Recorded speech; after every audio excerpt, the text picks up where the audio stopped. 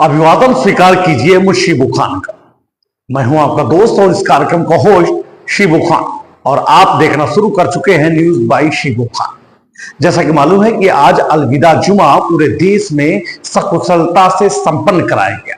अलविदा जुमा को लेकर के देश में न जाने कैसे नफरती माहौल को पैदा किया जा रहा था, लेकिन लोगों ने सूझबूझ से अपने धर्म के लिहाज से त्योहार या यूं कहें अलविदा जुमा को सकुशल संपन्न कराया। लोग क्या चाहते हैं? समाज को बांटने से मिलता क्या है? धर्म से लड़ाने से मिलता क्या है? ये सवाल मैं आपसे इसलिए कर रहा हूं क्योंकि ये समाज आपका है, देश आपका है, समझना हमको ही पड़ेगा। देशवासी हम ही हैं तो समझना हमको ही पड़ेगा। किसी के नफरती एजेंडे से सिर्फ नुकसान के अलावा फायदा नहीं होता। तमाम तरीके की बातें आई हैं कि यहाँ पे नमाज रोड पे पढ़ने से उनके पासपोर्ट जब्त कर लिए जाएंगे, आर्म्स लाइसेंस जब्त कर लिए जाएंगे। आखिरकार इतना डर का माहौल क्यों बनाया जा रहा है? क्या देश का लोकतंत्र यही कहता है? क्या देश का संविधान यही कहता है? खैर, हम अब बात करेंगे उत्तर प्रदेश के फतेहपुर जनपद से, जहां इन दिनों आंगनबाड़ी भर्ती प्रक्रिया लगभग से पूरी हो गई है, जिसके बाद हर सीट पर हो हल्ला सा मचा हुआ है। इसी दौरान फतेहपुर जनपद के विभिन्न ब्लॉकों में जो सीडीपीओ के दफ्तर हैं, वहां से तमाम तरीके से एन केन प्रकेर आते हुए नजर आ रहे हैं, जिसमें धन उगाही के भी ऑडियो वीडियो वायरल हो रहे हैं। रिश्वतखोरी के भी मामले सामने आए हैं।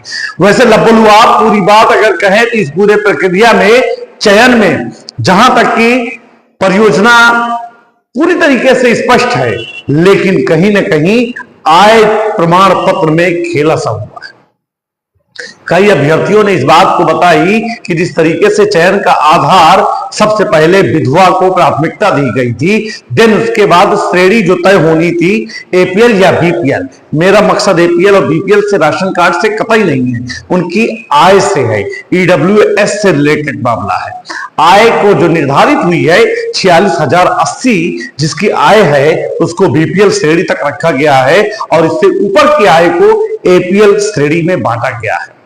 तो चयन का आधार बिल्कुल सटीक था, लेकिन कहीं ना कहीं लोगों का आरोप है, कैंडिडेट्स का आरोप है कि कहीं ना कहीं राजस्व विभाग के अमले ने या यूं कहें खासकर लेखपाल जैसे लोगों ने आय में खेला कर दिया है।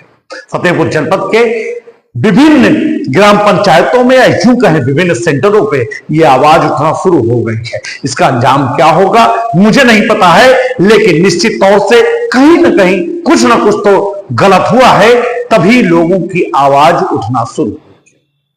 अब हम बात करेंगे दिल्ली की ओर से। केंद्र सरकार के कर्मचारियों को भारत सरकार ने एक बार फिर से तोहफा दिया है। उनके डीए और डीआर में 2% की बढ़ोतरी की गई है, जिससे कहीं ना कहीं केंद्र के कर्मचारियों में खुशी का माहौल देखा गया। वहीं बात करें उत्तर प्रदेश में, उत्तर प्रदेश की योगी आदित्यनाथ सरकार ने रोजगार के क्रम में एक बार फिर से युवाओं के चेहरे पे खुशी ला दी। हम बात कर रहे हैं उत्तर प्रदेश में पुलिस भर्ती को लेकर के। उत्तर प्रदेश पुलिस द्वारा पुनः भर्ती किया जाएगा, जिसको लेकर के विभिन्न अखबारों में खबर भी पूरी तरीके से दिखाई दी है। नोटिफिकेशन भी जल्द ही जारी होगा, जिसमें फिर से रोजगार की बात होगी।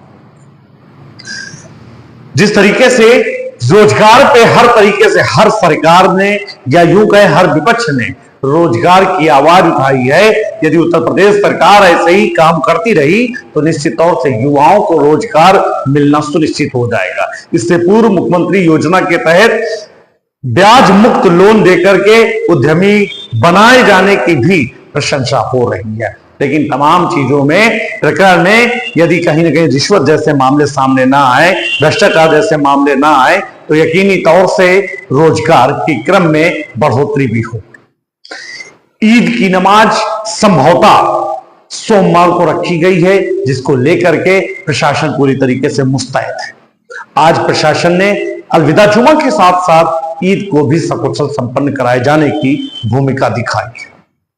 मैं शिबू खान आप सभी से बार बार यही अपील करता हूं कि अपने संविधान को जाने, अपने नियमों कानूनों को जाने।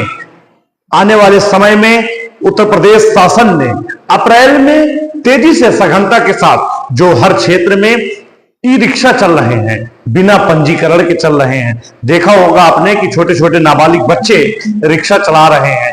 इस पे सरकार शिकंजा कसने वाली है।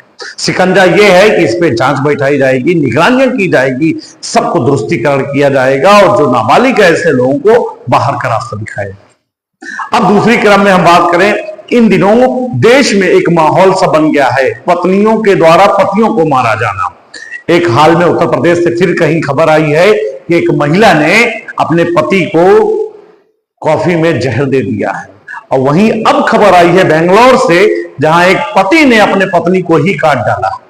आखिरकार ये नफरती माहौल कब तक चलेगा, कैसे चलेगा, सोचना हमको आपको पड़ेगा। ऐसी तमाम जानकारी और खबरों के लिए जुड़े रहिए हमारे साथ और देखिए नेक्स्ट एपिसोड में क्या रहेंगी देश दुनिया प्रदेश जनपद की बात। जब तक के लिए पुनः आप सभी का आभार, नमस्कार।